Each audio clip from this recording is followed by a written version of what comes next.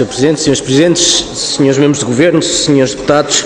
A Sra. Ministra começou por dizer que este era um orçamento em que se apostava nas pessoas. Ora, se há alguma coisa que este orçamento claramente não é um orçamento em que se aposta nas pessoas, bem como não é a outra aposta da Sra. Ministra na qualidade dos serviços, uma vez que a Sra. Ministra pode melhorar, ou tenta dizer que vai melhorar a qualidade dos serviços, às vezes quiser, mas na mesma medida em que diz isso, leva a cabo um corte brutal no acesso às prestações sociais, é a mesma coisa que dizer que efetivamente estamos a impedir o acesso à Segurança Social. Diz que a aposta é no emprego e a Sra. Ministra, desde que é Ministra, não parou de crescer o desemprego. E desde que assumiu as funções, o desemprego era 9,5, salvo erro, hoje já vai nos 10,6 e este é o emprego registado, que não é o emprego real, que é bem superior a este.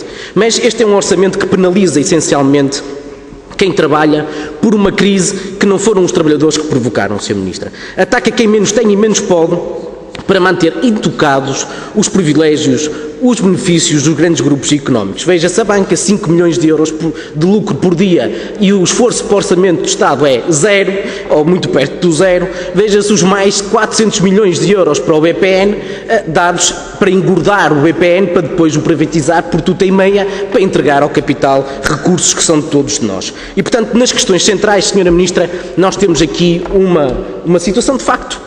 Por muito que o PSD tente disfarçar, a verdade é que nas questões centrais o PS e o PSD estão em absoluto acordo relativamente a este Orçamento de Estado. Estão de acordo no corte dos salários, estão de acordo no ataque às prestações sociais, estão de acordo numa série de medidas que este Orçamento contempla que são altamente lesivos para quem trabalha e para os trabalhadores. E, portanto, este orçamento, Sra. Ministra, na opinião do Partido Comunista Português, se em 2010 já era um mau orçamento e nós dizíamos este orçamento é muito mau, é impossível fazer pior, a Sra. Ministra conseguiu, em 2011, piorar o Orçamento de Estado e apresentar-nos um orçamento francamente pior, que vai aumentar as injustiças sociais, vai aumentar a pobreza e as desigualdades, e para nós é absolutamente inaceitável.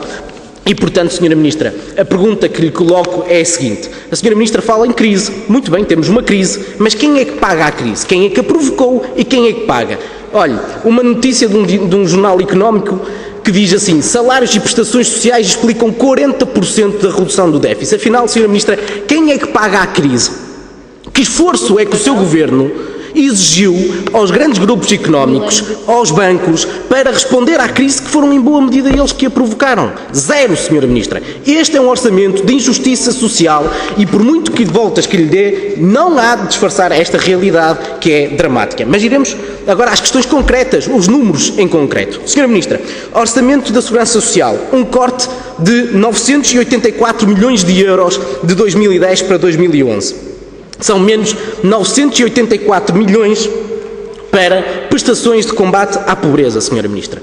Numa altura em que mais preciso é a Segurança Social e a sua intervenção no combate à pobreza, o que a Sra. Ministra apresenta neste Orçamento de Estado é um corte de 984 milhões de euros, isto é, menos 12,7%. E, portanto, este facto, Sra. Ministra, choca claramente com as suas declarações que diz que é preciso que este orçamento vai proteger os mais favorecidos. Não é verdade, é um orçamento que ataca os mais desfavorecidos. Segunda questão. Já não vou discutir a previsão de desemprego, toda a gente já percebeu que ela é irreal e é demasiado otimista, mas uma pergunta lhe quero deixar. O Governo assume que vai haver um aumento do desemprego.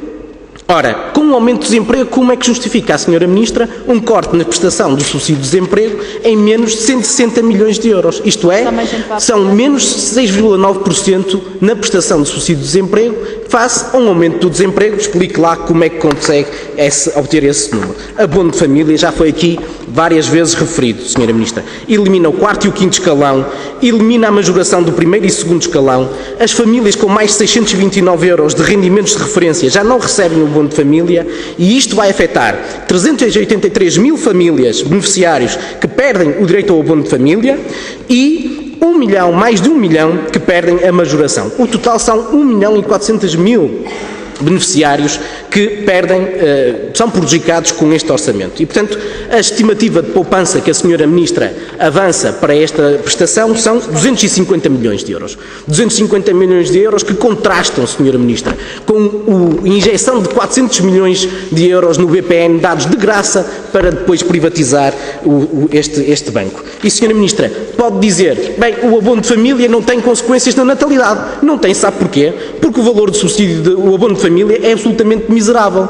Porque, para efetivamente promover a natalidade, nós tínhamos que melhorar o abono de família, tínhamos que combater a precariedade laboral, tínhamos que aumentar os salários e aí sim estávamos a promover efetivamente a natalidade. Ora, isso não acontece, o Governo faz tudo ao contrário. Mas uma coisa vai acontecer com este ataque ao abono de família, sabe qual é? É que vai provocar mais dificuldades, vai aumentar a pobreza entre as famílias e isto no ano europeu de combate à pobreza. Profunda hipocrisia, Sra. Ministra. No ano europeu de combate à pobreza, tomam-se medidas de ataque ao abono de família, deixando aquelas situações de pobreza mais gritante. Importa dizer que 23% de risco de pobreza que existe entre as crianças vai claramente agravar-se. Uma outra questão, Sra. Ministra. O artigo 58 do nosso Orçamento de Estado diz que há um conjunto de prestações, de valores, de contribuições do sistema previdencial que vão diretamente para uma série de instituições. Em 2005 o Governo dizia que que a Segurança Social estava em falência. Ora, de lá para cá, o que é que acontece? A Sra. Ministra tem a retirar dinheiro que são das contribuições dos trabalhadores para o sistema previdencial para uma série de organismos. Olha, Instituto de Emprego e Formação Profissional, 570 milhões. O Instituto de Gestão de Fundo Social Europeu, 3 milhões. Agência Nacional da Qualificação, Totoloto, 7 milhões. Direção-Geral de Emprego e Relações de Trabalho, 1 milhão. ACT, 26 milhões. Região Autónoma dos Açores, 10 milhões. Região Autónoma da Madeira, 11 milhões. Total, 628 milhões de contribuições dos trabalhadores que deviam estar no sistema previdencial da Segurança Social que vão direitinhos para estes organismos. Porquê é que não é o Orçamento de Estado a financiar estes organismos? Porquê é que são contribuições dos trabalhadores que vão direitinhas para estas instituições? Isto é absolutamente inaceitável e, portanto, não venha com a conversa da sustentabilidade da Segurança Social, Sra. Ministra. Porque essa conversa não bate certo com este desperdício e esta irresponsabilidade no que diz respeito às contribuições da Segurança Social. Tem 1 minuto. Com 1 minuto termino de 2 questões. Congelamento das pensões e congelamento do indexante dos apoios sociais. Sra. Ministra, é absolutamente inaceitável. 85% dos nossos reformados recebem menos que o salário mínimo nacional, Sra. Ministra.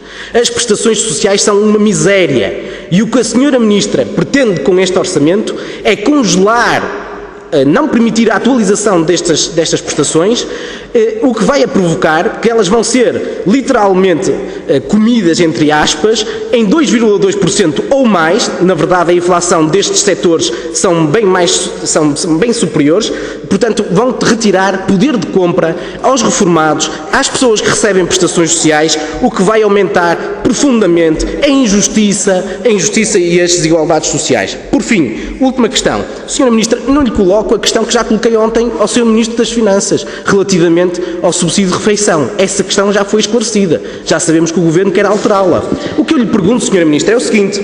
A Sra. Ministra encontra, numa série de disposições do Orçamento de Estado, expressões como estas, e termino, Sr. Presidente, o regime fixado no presente artigo tem natureza imperativa, prevalecendo sobre quaisquer outras normas, especiais ou excepcionais, em contrário, e sobre instrumentos de regulamentação coletiva de trabalho, contratos de trabalho, não podendo ser afastados ou modificados pelos mesmos. Isto é, o Orçamento de Estado, Sra. Ministra, atropela totalmente aquilo que é a contratação coletiva e até os contratos de trabalho. Sra. Ministra, a Sra. Ministra tem a competência da contratação coletiva.